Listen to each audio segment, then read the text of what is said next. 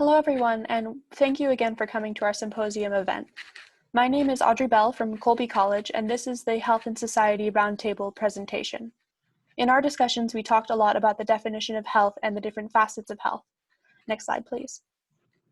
At the beginning of the conference, each of us created an image to represent how we viewed health, and through discussion of real-world applications, some of our thoughts changed. So some of us also created an image to represent our thoughts on health at the end of the conference. In this presentation, we will go through these images and the process by which they changed or not in order to demonstrate how differently every one of us views health. My initial image of health was this diagram of a car. In my view, the different facets of health represent the different parts of the car. So I said things like physical health is the outside of the car, mental health is the engine, and spiritual health is like the gasoline. In my mind, if any part broke or started malfunctioning, then you could take it to the mechanic or the doctor to fix it. After I presented this image, I was interested that one of my delegate friends said it was a very quote-unquote Western-style model because my image treated each part separately and only went in for maintenance when it is broken. Next slide, please. I think the difference here is tied to the difference in the American and Japanese healthcare systems, which I compare. According to OECD statistics, Japanese citizens go to the doctor much more often, nearly 13 times per year, than their American counterparts, who average around 4 visits per year. In my experience growing up in the States, you go to the doctor only when you need to fix a serious problem, so the healthcare system is very solution-oriented. In our discussion, we talked a lot about the idea that in Japan, healthcare is more focused on preventative care, which explains the more frequent visits for smaller problems. We also talked about the idea of holistic care. In my car analogy, every aspect of health is very separate, and you would go in to fix only one type of issue at a time. In our discussion, we propose that each part of health is impacted by every other factor, so poor health in one category could be detrimental overall. The idea of preventative care and holistic approach was very interesting to me. Next slide, please. Because of these discussions, I changed my image of health to a different style on this new slide. Now I imagine health as a Venn diagram, with no part more important than another part. Instead, there are the parts of health that are on the exterior, like your body, and your relationships, and your interior health like your mental and emotional health. Spiritual health, instead of being a factor itself, acts as an overlap between the two categories. Spiritual health creates the motivation necessary to maintain a good health overall. I like this better than my car image because it introduces the idea of maintenance as something you can do yourself to a certain extent.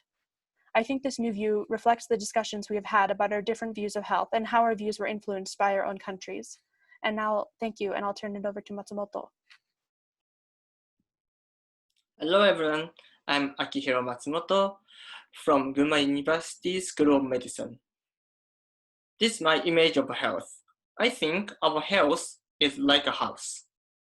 The house has 4 pillars: mental, physical, social, and spiritual well-beings. If we have healthy conditions, the house is stable. However, one pillar falls down. Next slide, please. Every pillar falls down and the house must be broken. The broken house shows the condition that we are unhealthy or we have disease. We have to treat all factors even if the condition looks caused by one factor. Next slide, please. The spiritual health is the most difficult thing to define, and every delegate has different definitions. Therefore, we discussed about spiritual health. First of all, we discussed what is spiritual health. The answer is, of course, we had and have different definitions. But minimum things we agree is spiritual health is the motivation of our life. The second question is, how do religions affect to spiritual health? The believing religions is one of the ways to keep spiritual well-being. Believing religion gives us the meaning of life. The final question is spiritual health necessary for healthy life? We didn't come to agree. Some delegates think spiritual health is must-have to a healthy life, like my metaphor, and the others think spiritual health is nice to have. Next, please. The basic image of health is not changed.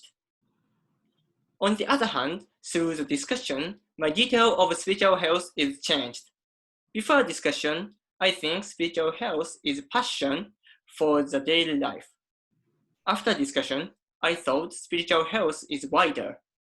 Spiritual health is passion for the daily life, and we can feel the self-love or okay to live. Religion gives us the feelings easily. Okay, next second, please. Okay, thank you, Matsumoto. Hi, I'm Ryo Sakiyama. I'm from Osaka University, and my major is behavioral economics. In Japanese, Kodo Keizaigaku. I am studying economic models that take into account emotions that have not been defined in economics so far. I believe that when completed, it will be possible to predict people's behavior with higher accuracy. Okay, let's go my first health model. My first model is a little bit ideal. I think the spiritual that is faith and to stipulate our behavior truly are separated completely from other ones. That considers the spiritual to be absolute. So in my definition, health is just by only subject. For example, if the brain floating in the test tube, which can define your own behavior and think I am healthy, she or he is healthy. But the human looks healthy but think I am unhealthy, so he is not healthy. Please next. When we talk about suicides, we have to change my definition. We discuss suicide in 3 types. First is mental disorder. This strong emotion sometimes leads to suicide. Examples include regret and sadness. But even euphemia sometimes leads to suicide. Second is too strong spirituals. This type is rare in reality. Too strong spirituals sometimes beat fundamental will to live. For example, planned suicide and part of self-sacrifice for nation. The reason I'm part of it is because I didn't think that the vast majority of people really wanted to sacrifice themselves during the war. Of course, I think there were few. Third is conflict between social and spiritual. This is a common type in recent years, when there is a great difference between the one that society wants and the one that one wants. People are confused and sometimes leads to suicide. Please next.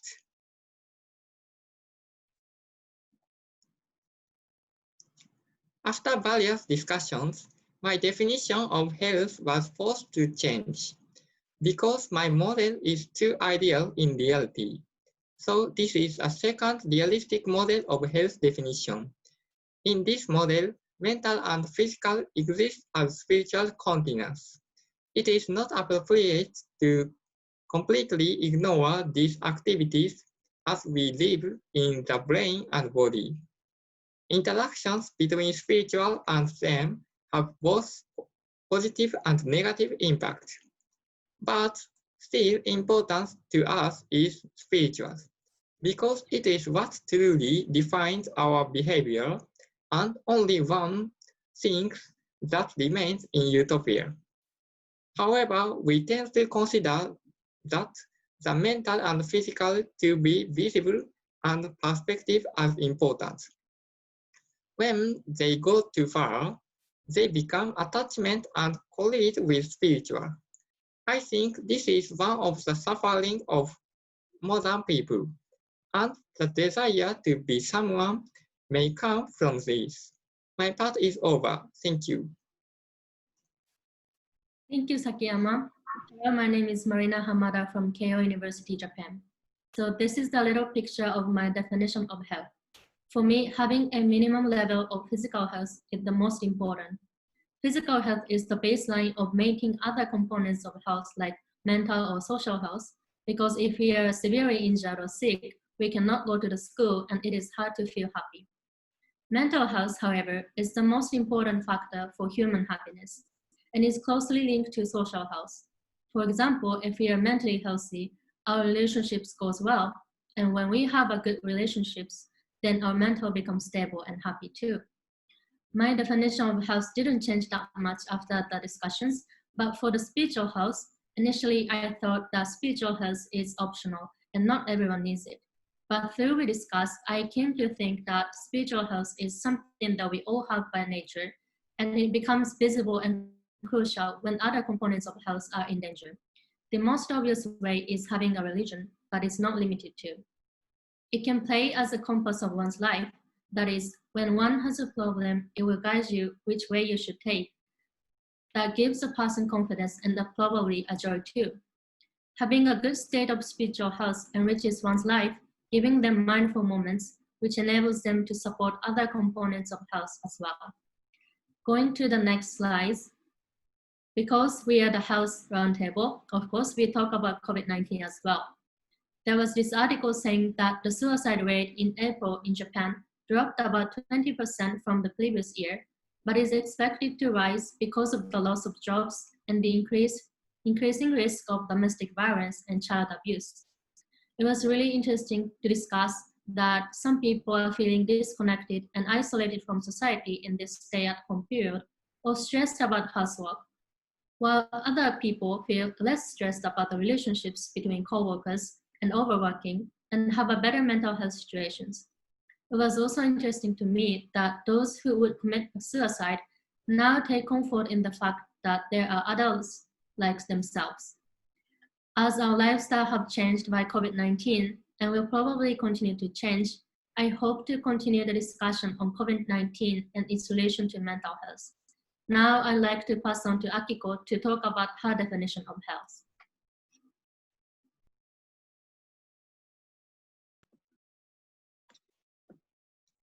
Thank you for Marina. I'm Akiko Sato, and this is I'm from Gakushu University. This is the initial image of health, and I believe the relationship of health has hierarchy like Maslow one, and children, especially infants, cannot choose their family. It means children are influenced directly by social health, like family law, such as Muslim family. So I believed social health includes spiritual health. But after awakening of self-awareness, state of gap or harmony between social health and spiritual health affects on mental health, I believe. Next slide. And this is our RT discussion topic, and then working condition, overwork versus 3 days weekend. 3-day weekend has positive impacts on mental health or flexible childcare or productivity.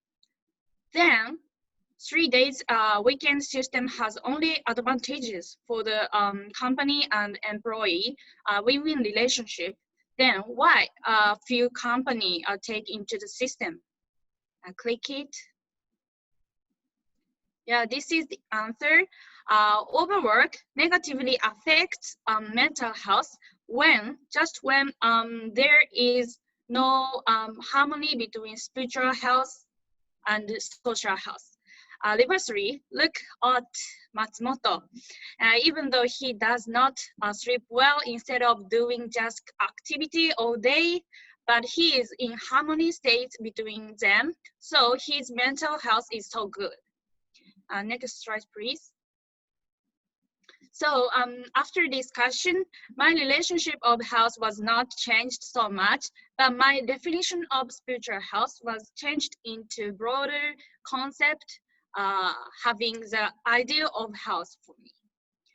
And in the conclusion, next slide.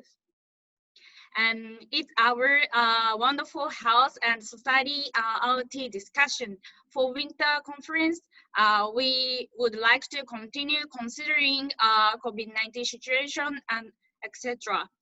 If you have any question, please let us know. Thank you very much for coming and listening. Have a healthy day.